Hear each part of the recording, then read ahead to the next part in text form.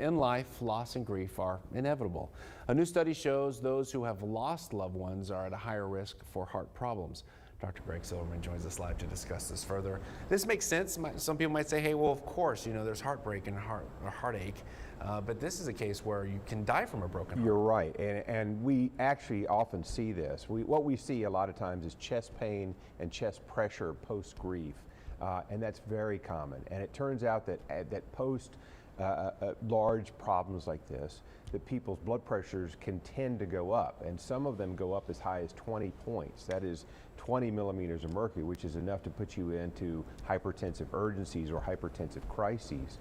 And so it's very important that those people around the people who are grieving the most are active in understanding what they're going through and helping them get through these crises, get through the initial crisis. How do they know then when too much is being taken on by that person? Well, I mean, certainly when people start complaining of physical complaints, that is when people start having chest pain or shortness of breath, or notice that they're not able to do something that they could do the week before. It's very common, and a lot of times, a lot of people have to just take some time off from their other life and duties during these episodes of grief. Remember, major depression lasts around 6 weeks, and if you can get them through the initial 6 weeks, they generally get better over time.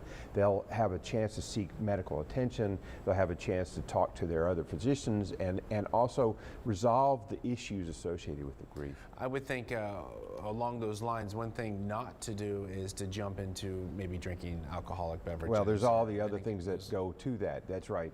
The best answers are really discuss things with your families, have a social network around you that you can rely upon. Also understand that if you have physical symptoms of chest pain or shortness of breath, discuss those symptoms with your physician. A lot of times people will be sent to me, and we will start discussing about how to treat these episodes. I was going to say, we here in the Coastal Bend, a lot of people come here to retire, to enjoy their life. So with that, a lot of we end here. Right, right. A lot of times we do. That's right. Families just being prepared. It is. It's very important. And remember, humans are a social animal, and so it's very important that you have a social structure around you that you can rely upon, whether or not it's your pastor or the minister or just a good friend or other types of people that you can talk to. It's very important that you talk about your grief and understand what is going on through this. It's a fact of life, unfortunately. I mean, life is good, and life is sometimes very, very difficult. But you have to have a social structure around you to be able to help you through these bad times as well. Your rabbi too.